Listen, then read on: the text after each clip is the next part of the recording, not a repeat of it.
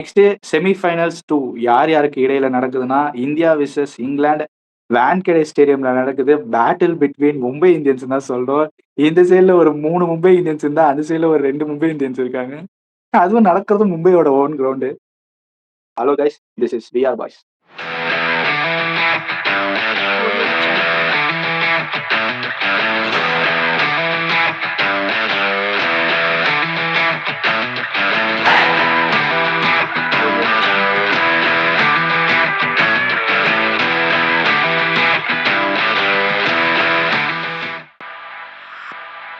Okay, start பண்ணி வச்சிருங்க. India versus England semi-finals 2 ஆட போறாங்க. நீங்க எவ்வளவு எக்ஸைட்டடா இருக்கீங்க இந்த மேட்ச் பார்க்கறதுக்கு? என்ன பொறுத்தவரைக்கும் இது ஒரு 50-50 கால் தான். யார் ஜெயிப்பாங்கன்னு சொல்லவே முடியாது. நீங்க சொல்லுங்க 2 பேரும். ஐ திங்க் நான் சொல்றேன் ப்ரோ. என்ன கேட்டீங்கன்னா இந்தியாவுக்கு ஹை சான்சஸ் இருக்கு. ஏன்னா ஹையஸ்ட் இந்த வேர்ல்டு கப்ல டேனிங் பிச் எதுன்னு கேட்டீங்கன்னா ஹையஸ்ட் இருக்கிறது வாங்கடே பிச் தான் இப்போதைக்கு. லீஸ்ட்ல சென்னை கிரவுண்ட் வந்துருச்சு, சேப்பாக் கிரவுண்ட் வந்துருச்சு. ஒரு காலத்துல இது மேல இருந்துச்சு, மத்த கிரவுண்ட்லாம் கீழே இருந்துச்சு. இப்ப அகமதாபாத் நைட்டோட நைட்டா தூக்கி சேப்பாக் பிச்சில் கொண்டு வச்ச மாதிரி இருக்கு. சேப்பாக் பிச்சு இந்த பிச்சை கொண்டு வந்து வெங்கடேக்கு வச்ச மாதிரி இருக்கு. ஏன்னா ஹையஸ்ட் டேனிங் கண்டிஷன் அப்படிதான். ஸோ வருண் சக்கரவர்த்தியா இருக்கட்டும், அதுக்கப்புறம் வந்து குல்தீப் யாதவா இருக்கட்டும், சம்மதர் அக்சர் பட்டேலா இருக்கட்டும், யார் டீம்ல எடுத்தாலுமே கண்டிப்பா அவங்கள சுத்தி காமிப்பாங்க. ஏன்னா அங்க ஒரே ஒரு த்ரெட்டனிங் பவுலர் மட்டும் இருக்காரு ஸ்பின்னரா, ரேகன் அகமது. லாஸ்ட் மேட்ச் வந்தாரு, கலக்கிட்டு போனாரு. அவர் ஒரு த்ரெட்டனிங்கா இருப்பாரு. இன்னொன்னு இந்தியா கிட்ட இப்ப பாசிட்டிவ் என்னன்னா Sanju Samson back to form. அது ஒரு பாசிட்டிவ் டாப் ஆர்டர்ல. அபிஷேக் சர்மா ஸ்டில் ஸ்ட்ரகிளிங்கா தான் இருக்காரு.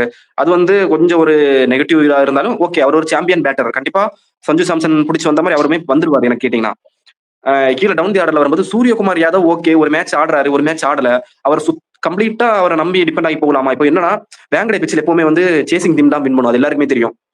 அங்க வந்து டிஃபெண்ட் பண்றது ரொம்ப கஷ்டம். வேங்கடே பிச்சில எல்லாம் சேசிங் டீம் தான் எப்பவுமே வின் பண்ணணும். இப்போ டாஸ் ஜெயிச்சு கண்டிப்பா அவங்க வந்து கண்ணை மூடிட்டு சேசிங் தான் எடுப்பாங்க. ஃபர்ஸ்ட் பவுலிங் தான் போறாங்க. அப்படி இருக்கும்போது ஆப்போசிட்ல விளையாடக்கூடிய இங்கிலாந்து டீம்ல ஜோஸ்வர்ட் பட்லர் வந்து சரியான ஃபார்ம்ல இல்ல. அவங்க என்ன கேட்டீங்கன்னா பிலிப் சால்ட் வந்து ஒரு ட்ரெண்டனிங்கா இருப்பாருன்னு தோணுது. பவர் பிளேல கொஞ்சம் டாமினேட் பண்ணிடுவாருன்னு தோணுது. ஆனா வருண் சக்கரவர்த்தியான மாதிரியான ஸ்பின்னர்ஸ் விளையாடி கொண்டு வந்தாங்கன்னா வருண் சக்கரவர்த்திக்கு பிலிப் சால்ட்டுக்கு எப்படி போறோம்னு தெரியும். அந்த சொடுக்கு பால் போட்டு கரெக்டா எடுத்துருவாரு. ஏன்னா ஆல்ரெடி பிளேயர்ல இருந்திருக்காங்க, நெட்ஸ்ல எல்லாம் நல்லா பிராக்டிஸ் பண்ணிருப்பாங்க. ஏன்னா கண்டிப்பா என்ன கேட்டீங்கன்னா ஒரு பெரிய match up Philip Salt versus Varun சக்கரவர்த்தியா தான் இருக்க போகுதுன்னு தோணுது. பவர் பிளேலே கொண்டு வந்துருவாங்க. ஏன்னா ரொம்ப டேனிங் கண்டிஷன்ஸா இருக்குது. ஒரு ஓவர் ஃபாஸ்ட் பவுலர் கொடுத்துட்டு இன்னொரு ஓவர் வருண் சக்கரவர்த்தி, மறுபடியும் ஒரு ஃபாஸ்ட் பவுலர், ஒரு மறுபடியும் வருண் சக்கரவர்த்தி போய் கண்டிப்பா பிலிப் சால்ட் விக்கெட் தூக்க தான் பார்ப்பாங்க. பிலிப் சால்ட் கண்டிப்பா சான்ஸ் எடுப்பாரு. Next one down Jacob Bethell. Okay, Jacob Bethell வந்து ஒரு விராட் கோலி இந்தியாக்கு எப்படி ஒரு மேட்ச் தட்டி எடுத்துட்டு போகணும்னு பாப்பாரோ அதே மாதிரி தான் ட்ரை பண்றாரு. அவரு பெரிய ஷாட்டுக்கு சீக்கிரம் போறது இல்ல. பொட்டன்சியல் இருக்கு, ஆடுவாருன்னு தோணுது. Next Harry Brook, a man in form. அவரெல்லாம் நம்ம வந்து இப்படிதான் இந்த மாதிரி பிளேயருக்கு ஐபிஎல் கான்ட்ராக்டே கிடைக்கலையோ அப்படிங்கிற மாதிரி மித்திருக்கான அது அவர் தப்பு தான். அவர் வந்து ரெஜிஸ்டர் பண்ணிட்டு வருவாரு, நான் வரமாட்டேங்கிறாரு ஒரு வாட்டி. அவரெல்லாம் வந்து வரணும், ஐபிஎல் கண்டிப்பா ஆடணும்னா நான் எதிர்பார்க்கறேன். அடுத்த ஐபிஎல் ஆக்ஷன் தான். ஏன்னா அவர் 3 இயர்ஸ் பேன்ல இருக்காரு, ஐபிஎல்ல ஆட முடியாது, வரவும் முடியாது. கண்டிப்பா அவர் வந்து சரியான ஃபார்ம்ல இருக்காரு. ஒரு கேப்டன் என்ன மாதிரி ஆடணுங்கிறதுக்கு ஒரு பெரிய எக்ஸாம்பிள் யாருன்னு கேட்டீங்கன்னா ஹாரி ப்ரூக் தான். இந்த டோர்னமெண்ட்லயே பண்ணிக்கிட்டு இருக்காரு. கீழே வந்தீங்கன்னா சாம் கரன் அங்க ஆடுறாரு. ஜேமி ஓர்டனை வந்து தூக்கிட்டு Rehan Ahmed last match surprise package கொண்டு வந்தாரு. சொன்ன மாதிரியே வந்தாரு, 3 ஓவர்ஸ் போட்டு 2 விக்கெட்ஸ் எடுத்தாரு. பேட்டிங்ல 2 6 ஒரு 4. 21 இயர்ஸ் ஆன ஒரு சின்ன பையன் வந்து இந்த வேர்ல்டு கப்ல சர்ப்ரைஸ் பேக்கேஜ் உள்ள வரும். கண்டிப்பா நான் முன்னாடி நோட் பண்ணேன் ரீகன் அகமது அங்கங்க. ஆனா இன்டர்நேஷனல் ஸ்டேஜுக்கு இன்னும் ஒரு பெருசா அவர் வெடிக்கல. ஆனா இப்ப வெடிக்க ஆரம்பிச்சிட்டாரு. இனிமே ரெகுலரா கண்டிப்பா ஒரு வந்து ப்ராப்பர் ஆல்ரவுண்டரா மாற போறாரு அவரு ரீகன் அகமது. பென் ஸ்டோக்ஸ் டெஸ்ட்ல ரொம்ப நல்லா ரேட் பண்ண ஒரு பிளேயர் யாருன்னு கேட்டீங்கன்னா ரீசென்ட் டைம்ஸ்ல ரீகன் அகமது தான். ஆனா வந்து T20 லீக்ல ஓப்பனிங் இறக்கி விட்டுட்டு இருந்தாங்க நான் ஃபாலோ பண்ணிட்டு இருக்கும்போது. நல்ல பிளேயர். என்ன கேட்டீங்கன்னா இங்க எப்படி வருண் சக்கரவர்த்தி வந்து பிலிப் சால்ட்டுக்கு ஒரு த்ரெட்டனிங்கா இருப்பாரோ அங்க வந்து ரேகன் அகமது வந்து அபிஷேக் சர்மாக்கு ஆர் சஞ்சு சாம்சனுக்கு ஒரு த்ரெட்டனிங்கா இருப்பாருன்னு எனக்கு தோணுது பவர் பிளேல. ஓகே, கார்த்திக் கூட பேசிட்டு நான் கம்மி பண்ணிக்கிறேன். அப்புறம் ஒருத்தரை மிஸ் பண்ணிட்டீங்க. நான் சொல்லுவே அவர் வில் ஜாக்ஸை விட்டுட்டீங்க. வில் ஜாக்ஸ் ஆல்மோஸ்ட் வந்து ஆன எல்லா மேட்ச்லயும் பிளேயர் ஆஃப் த மேட்ச் வாங்கிட்டாரு. எனக்கு என்னமோ பிளேயர் ஆஃப் த டோர்னமெண்ட் அடிச்சிருவாரோ அப்படின்னு தோணுது. இன்கேஸ் அவங்க ஃபைனல் போயிட்டாங்கன்னா பார்க்கலாம், பொறுத்திருந்து பார்க்கலாம். அதே மாதிரி வில் ஜாக்ஸ் பவுலிங்லயும் நல்லா போட்டுட்டு இருக்காரு. நெக்ஸ்ட் நீங்க சொன்ன மாதிரி ரேகன் அகமத், எனக்கு என்னமோ இஷான் கிஷன் விக்கெட்டை எடுத்துருவாரோ. Rehan Ahmed or Will Jacks. Ishan Kishan அந்த இறங்கி வந்து ஒரு அடி அடிப்பார்ல, அங்க ஏதோ மாட்டிப்பாரோன்னு தோணுது. வான்கடையில சொன்ன மாதிரி கொஞ்சம் டர்னிங் கொஞ்சம் அதிகமா இருக்கு. அங்கதான் ஏதோ மாட்ட போறாரு இஷான் கிஷன் நினைக்கிறேன். இஷான் கிஷன் அப்படி இல்லைன்னா அபிஷேக் சர்மா 2 பேருமே இறங்கி ஆடக்கூடிய பிளேயர் தான். 2 பேருமே மாட்டிப்பாங்களோன்னு நினைக்கிறேன். சஞ்சு கிட்ட வந்தா சஞ்சு அந்த பிளாட் பேட் ஷாட்டை ஆடக்கூடாது. போன மேட்ச்ல வந்து டிரைவ் நிறைய ஆடினாரு. பிளாட் பேட்டு எடுக்கவே இல்லை அவரு. நிறைய டிரைவ்ஸ் நிறைய ஆடினாரு. அது வந்து அவருக்கு நல்லா இருக்கு. அந்த டிரைவ்ல ஆடும்போது சூப்பரா இருக்கு அவர் பேட்ல இருந்து வரும்போது. ஸ்லாட் பேட் யூஸ் பண்றது கொஞ்சம் அவாய்ட் பண்ணிக்கோங்க. சஞ்சு, சேட்டா நீங்க கொஞ்ச நேரம் நிலைச்சு ஒரு 50 ரன் அடிச்சீங்கன்னா நாங்களும் கொஞ்சம் ஃபைனல் போலாம். ஓகே இல்ல ஓஜி கார்த்திக். சஞ்சு அதெல்லாமே வந்து ஓஜி சஞ்சு ஷாட். ஒரு 3 இயர்ஸ் முன்னாடி சஞ்சு சாம்சன் இப்படிதான் ஆடுவாரு. மேட்ச் சிச்சுவேஷன்ஸ்க்கு ஏத்த மாதிரி கிளாஸி ஆடுவாரு. தேவையில்லாம பேட் பேட்ஸ்க்கு நம்ம பேட் பேட்ஸ் மட்டும் பனிஷ் பண்ணிட்டு ரெஸ்பெக்ட் பண்ணி ஆடுவார் பவுலர்ஸ். இவன் வந்து பேட் பேட்ஸ் போட்டா பனிஷ் பண்ணலாம், இல்லைன்னா நம்ம வந்து கிளாசிக்கா ஆடி நம்ம ஸ்ட்ரைக்கர் ரொட்டேட் பண்ணிக்கலாம்னு ஆடுவாரு. நான் ஆல்ரெடி நம்ம வந்து அவரோட நியூசிலாந்து சீரிஸ்ல ஃபெயில் ஆயிட்டு இருக்கும்போது நான் சொன்னேன், மலையாளத்துல வேற சொல்லியிருந்தேன் சஞ்சு சாம்சன் திருச்சி வரும் அப்படின்னு. சஞ்சு சாம்சன் திருச்சி வந்தோம், அவ்வளவுதான் முடிஞ்சிருச்சு. இனிமே வந்து அவருக்கு வந்து அடுத்த மேட்ச் வந்து வந்தோம் சஞ்சு வந்து அடுத்தடுத்த மேட்ச் வந்து கண்டிப்பா அவர் வந்து நல்லா பெர்ஃபார்ம் பண்ணுவார்னு நான் நினைக்கிறேன். இனி ஒரு 2 ஸ்டெப்ஸ் அவே தான். அவர் யாருங்கிறத அவர் இந்த மேட்ச்ல ப்ரூவ் பண்ணிட்டாரு. இன்னொரு 2 ஸ்டெப்ஸ் அவே. கார்த்திக்.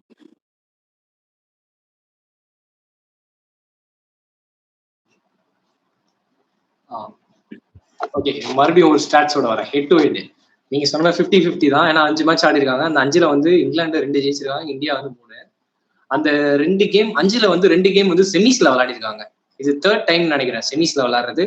2022ல ஒரு வாட்டி விளையாடினாங்க. அப்போ வந்து 10 விக்கெட் வின்ல இங்கிலாந்து நம்மள வந்து ஒரு அது நடக்கலன்னா எனக்கு தெரிஞ்சு இந்தியாவுக்கு இந்த மாதிரி டீமே இருந்திருக்காதுன்னு நான் நினைக்கிறேன். இப்போ நினைக்கிறோம்ல நம்ம டீம்ல எல்லாரும் 6 அடிக்கிறான்டா போறவங்கலாம். அப்போ வந்து நம்ம டீம்ல ஒரு 160 170 தான் அடிப்போம். நம்ம ரொம்ப ரிஸ்க் எடுக்க மாட்டோம், ஓடிஐ மாதிரி ஆடுவோம் T20 கிரிக்கெட். ஆனா இப்போ அந்த ஒரு லாஸ்ட் தான் வந்து நம்மள மாத்திச்சுன்னு சொல்றோம் இந்தியன் கிரிக்கெட். அந்த கேப்டன்சி மைண்ட் செட் எல்லாமே மாத்துச்சு. அதுக்கு அடுத்து பாத்தீங்கன்னா அதுக்கு பதிலடியா 2024ல இந்தியா வந்து அவங்களுக்கு ஒரு பதிலடி கொடுத்தாங்க. எங்களோட 10 விக்கெட்ல வின் பண்றீங்க, இப்ப நாங்க வின் பண்ணி காட்டுறோம்ட்டு. இது யாரும் வின் பண்ண போறான்னு பாக்கணும் எனக்கு. ஆனா எனக்கு தெரிஞ்சு இங்கிலாந்துக்கு ஹை சான்ஸ் இருக்கு வின் பண்ண. ஏன்னா because of Buttler full form out. இந்த மேட்ச் எங்கன்னா வந்து ஒரு 20 ரன் தாண்டிட்டா கஷ்டமா இருக்குமோ தோணுது இந்தியாவுக்கு. அதான் பிரச்சனையா இருக்கு. எனக்கு என்னமோ ஒரு நிமிஷம், எனக்கு என்னமோ ஃபில் சாட் அப்புறம் வந்து ஜாஸ் பட்லர் இவங்க 2 பேரும் பயங்கர அடி அடிக்க போறாங்கன்னு நினைக்கிறேன். ஒரு ஓப்பனிங் பார்ட்னர்ஷிப்பா எப்படி நடக்க போகுதுன்னு நம்ம பொறுத்து இருந்து பார்க்கலாம். இன்னொரு ஒரு மெயின் பிளேயர் விட்டீங்க எல்லாம் ஜோஃப்ரா ஆர்ச்சர் சொல்ல வரல, அடில் ரஷீத் விட்டீங்க. Adil Rashid is most underrated spinner than Varun Chakravarthy. Varun சக்கரவர்த்தியோட ஒரு பெட்டர் ரெக்கார்டு, அதாவது 26 கேம்ஸா ஒரு விக்கெட் கன்ஃபார்மா எடுத்துறாரு. எல்லா கேமும் ஆடின 26 மேட்ச்லயும் ஒரு விக்கெட் கூட எடுக்காத போனதே இல்லை. அது ஒரு பெரிய ரெக்கார்டு. இப்ப வருண் சக்கரவர்த்தி 19 மேட்சா விக்கெட் எடுத்துட்டு இருக்காரு, அது ஸ்ட்ரீக் மெயின்டைன் ஆகுது. ஆனா அடில் ரஷீத் பாத்தீங்கன்னா அதுக்கும் மேல. ஆனா அவர் நம்ம யாருமே வந்து பெருசா பேசுற மாதிரி நல்ல ஸ்பின்னரு அவரு நம்ம நார்மல் லெக் ஸ்பின்னர்னு பேசுவோம். அவரோட பேஸ் வேரியேஷன்லாம் வேற level, subtle variation like Mitchell Santner leg spinner இருந்தா எப்படி இருக்கும் அந்த மாதிரி அடில் ரஷீடு ஒரு த்ரெட்னு நினைக்கிறேன் நாளைக்கு இந்தியாவுக்கு. ஏன்னா போறவங்க சுத்துறாங்க கன்ஃபார்மா ஒரு கூட கிளம்பும் பால்ல நல்லா ஒரு ஸ்லோத்திக் கூட ஒரு அடிடா முடிஞ்சா அப்படின்ட்டு. நல்லா அடில் ரஷீட் இருக்கிறதுனால இங்கிலாந்துக்கு ஃபேவரா எனக்கு தெரியுது. இந்தியாவுக்கு வாய்ப்பு இருக்கு. அதுக்கு அவங்க ஓப்பனிங் பார்ட்னர்ஷிப் கிளிக் ஆகணும். நீங்க சொல்ற மாதிரி விக்கெட் விடக்கூடாது. அபிஷேக்கும் சஞ்சுவும் ஒரு 4 ஓவருக்கு 5 ஓவருக்கு ஆச்சு.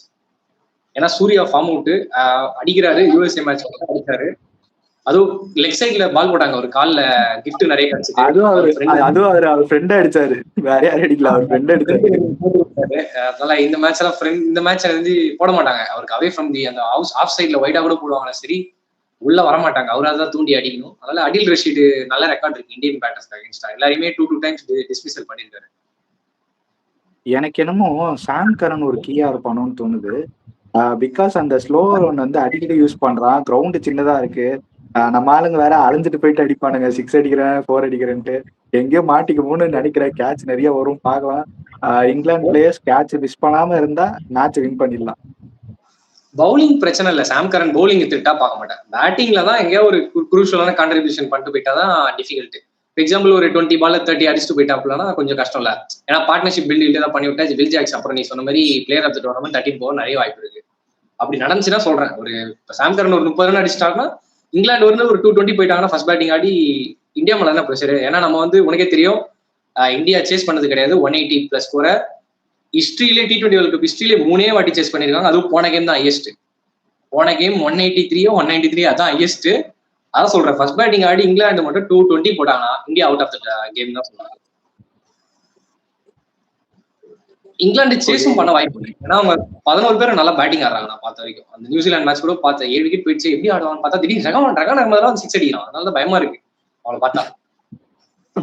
அதான் இப்ப பேட்டிங் டெப்த் இங்கிலாந்துக்கு ரொம்ப ஸ்ட்ராங்கா இருக்கு. அது முன்னாடியில இந்த பிரெண்டன் மெக்கலம் வந்து கோச்சா இருக்கிற காரணத்தால வந்து கீழே வரைக்குமே எப்பவுமே டெப்த் பேட்டிங் இருக்கும். ஜோஃப்ரா ஆர்ச்சர் கீழே இருக்கிற எல்லாருமே ஆடுவாங்க. இப்ப என்ன பிரச்சனைனா இந்தியா வந்து டாப் ஆர்டர் வந்து அவங்க வந்து சீக்கிரமா குறைக்க நீங்க சொன்ன மாதிரி பிலிப் சால்ட்டும் அந்த இடத்துல ஜாஸ்பட்ல ஒரு பார்ட்னர்ஷிப் கிரியேட் பண்ணிட்டாங்கன்னா கண்டிப்பா அவங்கள ஒரு 6 ஓவர்ல ஒரு விக்கெட் ஆச்சு எடுத்துடும் இவங்க 2 பேர்ல ஒரு ஆள் விக்கெட் இல்ல விட்டுட்டாங்கன்னா பெரிய ஏன்னா பேட்டிங் டெப்த் ரொம்ப இருக்கு போற வர எல்லாம் பால் நம்பர் 1ல இருந்து 6 அடிக்க பார்ப்பான் நீங்க 6 ஓவர் வரைக்குமே இவங்க வந்து விக்கெட் எடுக்காமலே அவங்க வந்து பார்ட்னர்ஷிப் மேக் பண்ண விட்டாங்கன்னா கண்ணை மூடிட்டு அதுக்கப்புறம் எல்லாருமே வந்து 220-10 தான் ஸ்கோர் என்ன கீழே பார்க்க வேண்டாம் அந்த அளவுக்கு அவங்க பயங்கரமா ஆட ஆரம்பிச்சிருவாங்க எனக்கு சோ அந்த ஓப்பனிங் காம்போ தான் இங்கேயுமே நம்ம வந்து பேச வேண்டியதா இருக்கு அப்படி T20 ஓப்பனிங் பவர் பிளே தான் எப்பவுமே அதுல நம்ம எவ்வளவு மேக்ஸிமைஸ் பண்றோமோ அதை பொறுத்து தான் மேட்ச் மாறும் ஸோ இதை கொஞ்சம் கவனமா பாத்துக்கணும் அது யார் கையில இருக்குன்னா வருண் சக்கரவர்த்தி கையில இருக்குன்னு நினைக்கிறேன் அங்க வந்து நீங்க சொன்ன மாதிரி ரீகன் மகதார் ஆதில் ரஷீத் இவங்க 2 பேர் ஒரு ஆள் வந்து இசான் கிஷன் விக்கெட்டோ இல்லைன்னா வந்து லட்சுமி சர்மா விக்கெட்டே கழட்டுவாங்கன்னு எனக்கு தோணுது. எனக்கு ஒரே ஒரு கன்சர்ன் தான். அந்த கன்சர்ன் நீங்க சொல்ற அந்த கீ பிளேயர் வருண் சக்கரவர்த்தி மேலதான். நிறைய பேர் சொல்லுவாங்க வருண் சக்கரவர்த்தி கீ பிளேயர், மிஸ்டி பிளேயர். நம்ம கார்த்தியே சொல்லுவான் எங்களோட துருப்பு சீட்டே அவன் தான் அப்படின்ட்டு. எனக்கு இப்பதான் அவர் மேல கன்சர்னே வருது. ரீசெண்டா அவர் ஆடின எல்லா மேட்ச்லயுமே வந்து ஃப்ரம் ஜிம்பாவே, அதாவது ஃப்ரம் சிக்கந்தர் ராசா அங்க இருந்து அதுக்கப்புறம் அடுத்து வர எல்லா மேட்சுமே அவரோட பவுலிங்க வந்து ரீட் பண்ண ஆரம்பிச்சிட்டாங்க. நீங்க நல்லா நோட் பண்ணீங்கன்னா தெரியும், பால் 1ல இருந்தே அடிக்க பாக்குறாங்க அவரை. சிக்கந்தர் ராசா அதை எக்ஸ்போஸ் பண்ணிட்டாரு. First ball googly, second ball flipper, அதுக்கப்புறம் ஒரு கூகுளி, அதுக்கப்புறம் லெக் ஸ்பின்னர். அதை வந்து சிக்கந்தர் ராசா எக்ஸ்போஸ் பண்ணி வச்சுட்டாரு. அதை வந்து எல்லாரும் ஃபாலோ பண்ணிட்டு இருக்காங்க. எல்லாரும் வரவன் போறவங்க எல்லாம் 40 ரன் அடிச்சு விடுறான் இது வருண் சக்கரவர்த்திக்கு. 40 ரன் ஒரு விக்கெட் எடுத்துறாரு, ஓகே ஒத்துக்கிறேன். ஆனா வந்து வருண் சக்கரவர்த்தி அது கிடையாது என்ன பொறுத்தவரையும். இது நான் ஒரு என்னன்னா கன்சர்னா வைக்கிறேன் இந்தியா சைட்ல. ஓகே நம்ம இந்த கேப்ல வந்து நம்ம அக்சர் பட்டேலை மறந்துட்டோம் ஆனா அவர் கொஞ்சம் அவரோட அந்த ஸ்டேஜை தேடிக்கிட்டு இருக்காரு அந்த பழைய அந்த பயமுறுத்தர் அக்சர் பட்டேல் இன்னும் வரல அவரும் ரிட்டர்ன் இதுக்குள்ள வந்தாருன்னா வருண் சக்கரவர்த்திக்கு கொஞ்சம் அவருமே காம்பன்சேட் பண்ணி 2 பேருமா சேர்ந்து அந்த ஸ்பின்னை டாமினேட் பண்ணி ஏன்னா பிச் வர டேன் ஆகும்போது வந்துருவாங்கன்னு நினைக்கிறேன் குல்தீப் யாதவே முடிஞ்சு ஆட் பண்ண வைக்கணும் அது அன்னைக்கு நாள்ல பிச் இன்னைக்கு கூட ஒரு போஸ்ட் பார்த்தேன் கௌதம் கம்பீர் வந்து அம்பையர்ஸை பார்த்து பிச்சில் இருக்கிற ரெடி பண்றவங்கள பார்த்து இப்படி வந்து போஸ்ட் கொடுக்குற மாதிரி என்ன பிச் வச்சிருக்கீங்க அப்படின்ட்டு அப்படிங்கிற மாதிரி அந்த ஆக்ஷன் இருந்துச்சு நான் ஒரு பிக்சர் பார்த்தேன் சோசியல் மீடியால ஐ திங்க் அவர் கண்ணு கொஞ்சம் கோவத்துல பார்த்த மாதிரி தான் இருந்துச்சு என்ன பிச்சு அப்படி இப்படி கை காமிச்சிட்டு ஸோ என்ன பிச்சு கொடுக்குறாங்கன்ட்டு நாளைக்கு தான் தெரியும் டேனிங் கண்டிஷன் 3 ஸ்பின்னரோட மேக்ஸிமம் போக பார்க்கணும் இல்லைன்னா மெயின் ஸ்பின்னரான அக்சர் பட்டேலும் வருண் சக்கரவர்த்தி யூஸ் பண்ணிட்டு மற்றபடி ஃபாஸ்ட் பவுலர்ஸான சிவன் துபே பும்ரா ஹர்ஷ்தீப் ஹர்திக் பாண்டியா இவங்களை வச்சு தள்ள பார்க்கணும் நம்ம அந்த நீங்க சொன்னீங்களா அக்சர் பட்டேல் அப்புறம் குல்தீப் யாதவ் கான்பிடன்ஸ் லெவல் இருக்காது இப்போதைக்கு. ஏன்னா வந்து யூஸ் பண்ண மாட்டாங்க. இவர் அக்சர் பட்டேல்லாம் வைஸ் கேப்டன் அனௌன்ஸ் பண்ணாங்க. T20 வேர்ல்டு கப்புக்கு நீ தான்ப்பா வைஸ் கேப்டன், உட்காரு பெஞ்சில் உட்காரு, நீ வைஸ் கேப்டன்லாம் இல்ல பெஞ்சில் உட்கார வச்சுட்டாங்க. எதுக்கு அப்புறம் அனௌன்ஸ் பண்றீங்க ஒரு ஆளை, நீ தான்ப்பா வைஸ் கேப்டன், ரோல் கேரட்டி நீ தான் வைஸ் கேப்டன் கொடுத்துட்டாங்க, அப்புறம் பெஞ்சில் உட்கார வைக்கணும். இதேதான் வந்து குல்தீப் யாதவுக்கும் அவரோட ரோல் கிளாரிட்டி கிடையாது. இப்போ வந்து நீங்க சொன்ன மாதிரி வேன்கடே மாதிரி பிச்சில் வந்து 3 ஸ்பின்னர் ஆடணும்னு எழுதியிருக்கும் போது அங்க வந்து குல்தீப் யாதவையும் நீங்க யூஸ் பண்ணி தான் ஆகணும். ஏன்னா அவர் தான் வந்து உங்களுக்கு கீயா இருக்க போறாரு. வருண் சக்கரவர்த்தியால விக்கெட் எடுக்க முடியலன்னா அவர் ட்ரெட் பண்ணுவாரு, உங்களை அடிக்க விட மாட்டாரு. அப்ப குல்தீப் யாதவ் மாதிரி ஒரு ஸ்பின்னர் வரும்போது விக்கெட் விழுகும், அழகா அடிக்க பார்த்து அவுட் ஆவாங்க.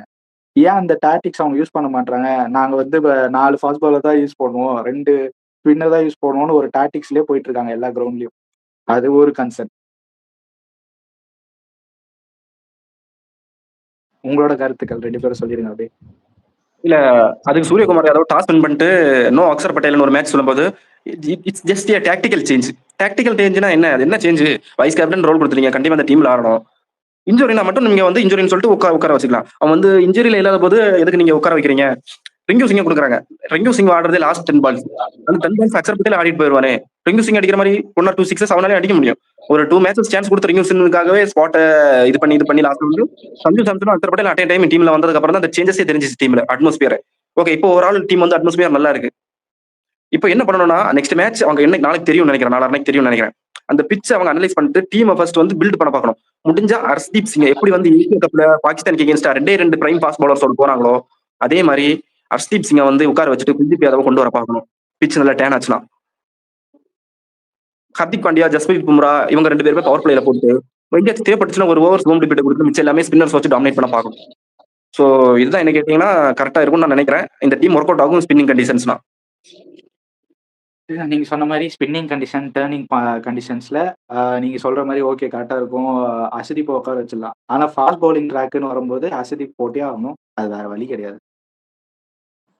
அதான் எனக்கு தெரிஞ்சு நாளைக்கு இந்தியாவுக்கு வாய்ப்பு கம்மி தான் தோணுது. நாளைக்கு சாரி நாளைக்கு இந்தியாவுக்கு வாய்ப்பு தான் கம்மி தோணுது. நீங்க சொல்ற மாதிரி அவங்க குல்தீப்லாம் ஆட மாட்டாங்க, கவலைப்படாதீங்க. நம்ம கதறுவோம் இங்க நல்ல 4 ஓவர் போட்டா அழகா 24 ரன் கொடுத்து 3 விக்கெட் 2 விக்கெட் எடுக்கிற வாய்ப்பு இருக்கோ அப்படின்றோம். ஆனா அவங்க பண்ண மாட்டாங்க. அவங்க வந்து அவங்க வாஷிங்டன் எத்தனை வரவனா பார்ப்பாங்க, நீ சொல்ற மாதிரி குல்தீப்லாம் தர மாட்டாங்க. ஏன்னா லெஃப்ட் ஹேண்டர்ஸ்லாம் இருப்பாங்கல்ல இந்த டீம்ல. மிச்சல் சாம் கரன் இருக்காரு, அப்புறம் நம்ம பீத்தல் வெத்தல அவர் இருக்காரு, இவங்களுக்காக எடுத்து வருவாங்க. ஜேக்கப் பெத்தல் இருக்காரு. ஹாரி ப்ரூக்லாம் அவுட் எடுக்கணும்னா கன்ஃபார்மா உங்களுக்கு குல்தீப் யாதவ் இருந்தாதான் ஒரு ஆடட் அட்வான்டேஜ். நீங்க சொல்ற வெறும் வருண் சக்கரவர்த்தி வச்சு ஆடினா பிரச்சனை நம்மளுக்கு தான் வரும். ஏன்னா அவர் டார்கெட் பண்றாங்கன்னு தெரிஞ்சிச்சு. இப்ப எனக்கே தெரியுது. அவரை வந்து ஃபர்ஸ்ட் ஓவர்ல இருந்து டார்கெட் பண்ணா, அதே நம்ம லுங்கி கிட்டிக்கு சொன்னல, அவனை நீ ஃபர்ஸ்ட் ஓவர்ல இருந்து டார்கெட் பண்ணா அவனோட A B plan C plan D எல்லாம் தெரிஞ்சுக்கலான்ட்டு. ஏன்னா பிளானே இல்ல அவன்கிட்ட. வந்து உனக்கு பவுன்சர் போடுவான், அதே அடிச்சனா ஒரு கேரண்டி 70-60 அடிச்சிடலாம். அதே மாதிரிதான் வருண் சக்கரவர்த்திக்கும் கொஞ்சம் விட்டா தலையில ஏறி உட்காந்துருவாரு. அதுக்கப்புறம் விக்கெட்ஸ் மடன்னு சரிஞ்சிடும் இங்கிலாந்துக்கும். அதனால விடமாட்டாங்கன்னு நினைக்கிறேன் இங்கிலாந்து. எனக்கு தெரிஞ்சு ஃபில் சால்ட்லாம் ஃபர்ஸ்ட் பால் இருந்து அடிக்க வைப்பாரு எனக்கு தெரிஞ்சு. கிரவுண்ட குட்டி வேற, கொஞ்சம் ஷார்ட் பால்ஸும் வரும். அடிக்க பார்த்தா ஸ்பின்னர் அடிக்க பார்த்தா கொஞ்சம் ஷார்ட் பால்ஸ் போடுவாங்க. அதையும் கொஞ்சம் கேபிட்டலைஸ் பண்ணாங்கன்னா இங்கிலாந்துக்கு அட்வான்டேஜ் இருக்கும். இல்ல நாங்க பார்த்து ஆடுறோம்னா England out of the game சொல்லலாம். அவரு 4 விக்கெட் எடுத்து போடுவாரு ஈஸியா. ஜோஃப்ரா ஆர்ச்சருக்கு ஒரு எட்ஜ் எங்கன்னா சஞ்சு சாம்சனுக்கு நீ சொன்ன மாதிரி ஷார்ட் பால் போடுவாரோன்னு எனக்கு தோணுது. அடிக்க பார்த்து பிளாட் பேட்ல யூஸ் பண்ணி அவுட் ஆயிடுவாரோன்னு நினைக்கிறேன். அபிஷேக் சர்மாக்கு என்ன பிளான் பண்ணுவாங்க? சஞ்சு சாம்சன் அதிகமா ஷார்ட் பால கை வைக்க மாட்டாரு, லீவ் பண்ணிடுவார் பால. சஞ்சு சாம்சன் வந்து ஷார்ட் பால எப்பவுமே முடிஞ்சு அவருக்கு அந்த ஷார்ட் அந்த ஆர்க்ல இருந்தா மட்டும் தான் ஷார்ட் பால் எப்பவுமே கை வைப்பாரே தவிர, இல்லைன்னா வந்து பால லீவ் பண்ணிடுவாரு. அவர் வந்து ஷார்ட் பால் வீக்னஸ் எல்லாம் இல்ல சஞ்சு சாம்சனுக்கு. அவர் என்னன்னா அடிக்க போற ஷார்ட்ஸ் வந்து ராங் ஷார்ட்ஸா இருந்துதான் அவர் வந்து இந்த அந்த ஷாட்டுக்கே இருக்காது, போயிருவாரு அடிக்கிறதுக்கு. ஷார்ட் பால் வீக்னஸ்னா அதை லீவ் பண்ணிடுவாரு. ஒரு பாடிக்கு வர பால என்ன பண்ணுவாருன்னா அடிப்பாரு. அது வந்து என்ன ஆகும்னா அந்த ஷாட்ல ஒரு பவரும் இருக்காது, அது அந்த ஷாட்டுக்கேத்த பாலே இல்ல, ஆனா அடிச்சு ட்ரை பண்ணி பாப்பாரு. சோ அதான் அவரோட வீக்னஸ். இந்த பால யாருக்கு போடணும்னு கேட்டீங்கன்னா சர்ப்ரைஸ் பேக்கேஜ் அபிஷேக் சர்மாக்கு போடணும். கண்டிப்பா மாட்டுவாரு ஜோஃப்ரா ஆர்ச்சர் ஓவர் கிட்ட இருந்து. ஓகே, நெக்ஸ்ட் இந்த மேட்ச்ல யார் வின் பண்ணுவா? இந்தியாவா இங்கிலாண்டா? இந்தியா தான் நான் சொல்லுவேன். ஏன்னா ஹோம் டீம் அட்வான்டேஜ் இருக்குது, அது ஒன்று தான் நான் சொல்றேன். மற்றபடி எனக்கு ஸ்டில் அது ஒன்று அட்வான்டேஜ் நான் சொல்லுவேன். மற்றபடி எனக்கு வேற எதுலையுமே நாங்கள் வந்து ஒரு ஹோப் வைக்கிற ஸ்டில் ஹோம் டீம் அட்வான்டேஜ் இருக்கிறதுனால நான் வந்து இந்தியாவை தான் சொல்றேன். ஒரு பெரிய அட்வான்டேஜ், ஒரு பாசிட்டிவிட்டி என்னன்னா Sanju Samson back to form. Top ஆர்டர்ல ஒரு பெரிய ரன் எதிர்பார்க்கலாம். ஒரு 6 ஓவர்ல ஒரு 60 ரன்ஸ் நான் எதிர்பார்ப்பேன் வித்தவுட் நோ லாஸ்ங்கிற மாதிரி. பார்ப்போம் நாளான்னைக்கு எப்படிங்கிறத. இன்னைக்கு கார்த்திக் ப்ரோ சொல்லிடுவோம், நீங்களும் உங்களோட கருத்தை சொல்லிடுங்க அப்படின்ட்டு. ஓகே, நான் கேப்டனா தான் அபிஷேக் சர்மாக்கு இன்னும் ஒரே ஒரு பிளான் மட்டும் போட்டு வருவேன். ஆஃப் சைட்ல தூக்கி 2 ஃபீல்டரை வச்சுட்டு வருவேன். யூஎஸ்ஏ கேம்ல பண்ணாங்கல்ல, தூக்கி நேரா அந்த டீப் எக்ஸ்ட்ரா கவர், அது கவர்ஸ் கூட கிடையாது, எக்ஸ்ட்ரா கவர்ல வச்சாங்க. அந்த இடத்துல வச்சாங்க. அங்க ஒரு ஃபீல்டரும் உனக்கு வந்து டீப் பாயிண்ட்ல கரெக்டா ஒருத்தன் வச்சனா அங்க இருந்து அவருக்கு ஆஃப் சைட்ல வைடராகவே போடுங்க. வைடு போட்டாலும் பரவாயில்ல, நீங்க 5 வைடு கொடுத்தாலும் பரவாயில்ல, ஆஃப் சைட்லயே போட்டே இருங்க. வெறுப்பேற்றிட்டே இருந்தீங்கன்னா கண்டிப்பா ஒரு பால் பேட்டை விட பார்ப்பாரு. விட்டாருன்னா அங்க இருந்து இந்தியா ஸ்லோ டவுன் ஆக வாய்ப்பு இருக்குன்னு நினைக்கிறேன் பவர் பிளேல. ஏன்னா சாம்சனுக்கு எப்படியோ ஆர்ச்சர் போடுவாங்கன்னு தோணுது. ஒரு அந்த ஷார்ட்டர்ல டெலிவரி டார்கெட் பண்ணி போடுவாங்க. அபிஷேக் சர்மாக்கு கொஞ்சம் பால வைடரா எடுத்துட்டு போகணும், ரூம் கொடுக்குற மாதிரி இருக்கும் உங்களுக்கு. பட் வைடா போடும்போது ஸ்லோ ரன்னா போட்டா அபிஷேக் சர்மா மாற்றத்துக்கு வாய்ப்பு இருக்கு. ஏன்னா அவர் எப்படி வந்து ஆஃப் சைட்ல தான் அடிக்க போகிறாரு, லெக் சைட்ல ஒரு ஷார்ட். ஜோஃப்ரா ஆர்ச்சருக்கு அபிஷேக் சர்மா மாட்டிடுவாரோன்னு எனக்கு தோணுது. சஞ்சு சாம்சனுக்கு போட்ட வேலையில அபிஷேக் சர்மா மாட்டிடுவாரு.